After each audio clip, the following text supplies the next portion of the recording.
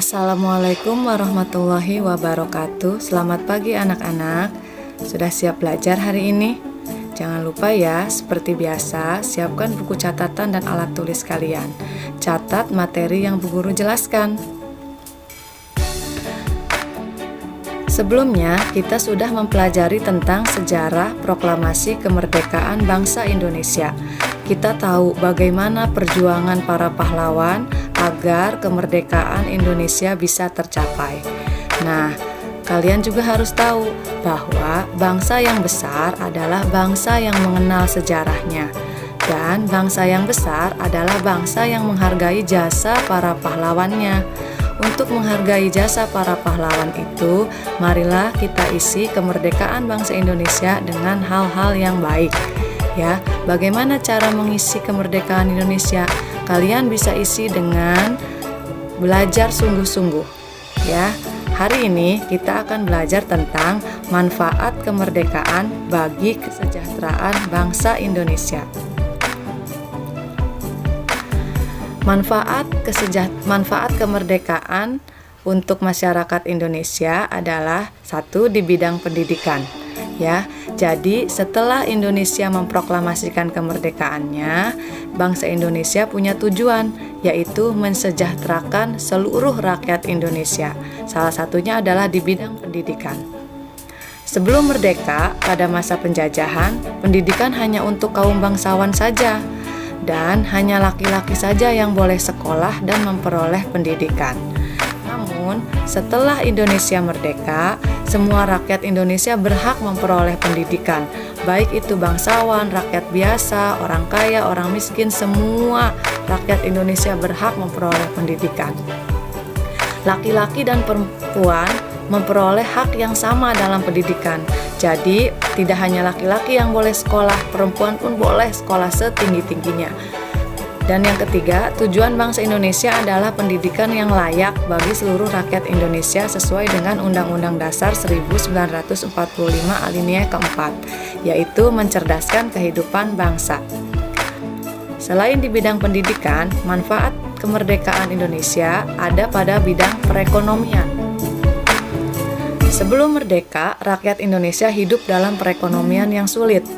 Kebijakan para penjajah menyengsarakan rakyat, seperti tanam paksa, kerja paksa, rodi pada zaman Belanda, dan romusa pada masa Jepang yang mengakibatkan banyak kematian rakyat Indonesia. Nah, setelah merdeka, perekonomian Indonesia terus diperbaiki. Ya, pemerintah memperbaiki perekonomian Indonesia. Ada pada pembukaan Undang-Undang Dasar 1945 alinea kedua, yaitu kemerdekaan Indonesia yang merdeka, bersatu, berdaulat, adil, dan makmur. Manfaat kemerdekaan Indonesia juga dirasakan pada bidang sosial. Kenapa? Karena sebelum merdeka, pada masa penjajahan adanya pengelompokan rakyat berdasarkan kasta, mulai dari para bangsawan hingga rakyat biasa, di mana pada waktu itu para bangsawanlah yang berkuasa dan menindas rakyat biasa. Setelah kemerdekaan, setiap rakyat Indonesia memperoleh hak dan kewajiban yang sama. Tidak ada lagi pengelompokan rakyat seperti pada masa penjajahan. Meningkatkan kesejahteraan rakyat adalah tanggung jawab pemerintah, dan sebagai warga negara kita bisa ikut serta meningkatkan kesejahteraan masyarakat sekitar. Dengan contohnya, kita bisa membuka lapangan pekerjaan untuk mengurangi pengangguran. Nah, sekarang bagaimana sih upaya pemerintah dan rakyat untuk mengatasi permasalahan ekonomi Indonesia pada awal kemerdekaan? Inilah upaya pemerintah dan rakyat dalam mengatasi permasalahan perekonomian pada masa awal kemerdekaan. Yang pertama adalah dengan cara pinjaman nasional. Pinjaman nasional merupakan program yang dilaksanakan oleh Menteri Keuangan pada masa itu. Kalian tahu tidak siapa Menteri Keuangannya saat itu? Betul sekali, Menteri Keuangan saat itu adalah Insinyur Soeharman. Pinjaman nasional itu akan dibayar oleh masyarakat dengan cara mencicil dalam jangka waktu 40 tahun. Upaya yang kedua adalah konvensi ekonomi. Konferensi ekonomi dilaksanakan pada tahun 1946. Tujuannya untuk memperoleh kesepakatan dalam mengatasi masalah ekonomi. Masalah ekonomi yang dihadapi yaitu produksi dan distribusi bahan makanan. Upaya yang ketiga adalah pembentukan Badan Perancang Ekonomi. Badan ini dibentuk atas inisiatif Menteri Kemakmuran Dr. A. K. Ghani pada tahun 1947.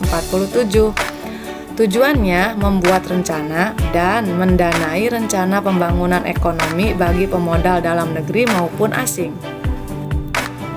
Upaya yang keempat adalah Rencana Kasimo atau dikenal dengan Kasimo Plan, disusun oleh Menteri Persediaan Makanan yaitu I.J. Kasimo. Makanya namanya Rencana Kasimo karena orang yang menyusunnya bernama I.J. Kasimo. Rencana ini tentang rencana produksi 5 tahunan. Isinya adalah memperbanyak kebun padi dan bibit unggul, mencegah penyembelihan hewan-hewan yang berperan dalam pertanian, dan menanami tanah-tanah terlantar di Sumatera, serta mengadakan transmigrasi 20 juta penduduk Pulau Jawa ke Sumatera dalam waktu 15 tahun. Upaya yang kelima adalah Persatuan Tenaga Ekonomi. Organisasi ini dipimpin oleh B.R. Motik, wadah bagi para pengusaha swasta yang terbentuk pada masa pendudukan Jepang. Semua diaktifkan dan berpartisipasi dalam upaya menegakkan ekonomi pada masa awal kemerdekaan. Dan upaya yang terakhir adalah nasionalisasi The Javas Bank menjadi Bank Negara Indonesia atau BNI. Pemerintah Indonesia pada waktu itu mengeluarkan peraturan pengganti perundang-undangan atau Perpu nomor 2 tahun 1946 pada tanggal 5 Juli 1946. Perpu itu berisi tentang pendirian Bank Negara Indonesia dengan cara proses nasionalisasi bank milik Belanda yaitu Javas Bank. Sejak itu, Indonesia memiliki bank negara yang pertama loh, yang dikenal dengan Bank Negara Indonesia atau BNI. Kalian tahu kan BNI? Nah, inilah sejarah bagaimana terbentuknya BNI. BNI itu adalah nasionalisasi bank milik Belanda yaitu Javas Bank. Jadi awalnya BNI itu namanya Javas Bank. Dia adalah milik Belanda, kemudian dinasionalisasi oleh pemerintah menjadi Bank Negara Indonesia pada tahun 1946 yang kita kenal sampai sekarang BNI dengan pimpinannya yang pertama yaitu Margono Joyo Hadi Kusumo pada waktu itu ya.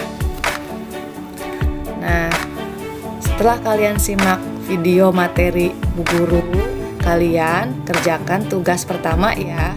Jawablah pertanyaan di bawah ini. Ingat, jawabannya semua ada pada video materi yang tadi Bu Guru jelaskan. Ya, jadi kalian tidak usah mencari kemana-mana lagi. Ya, makanya simak video Bu Guru sampai selesai. Selamat mengerjakan dan terima kasih. Assalamualaikum warahmatullahi wabarakatuh.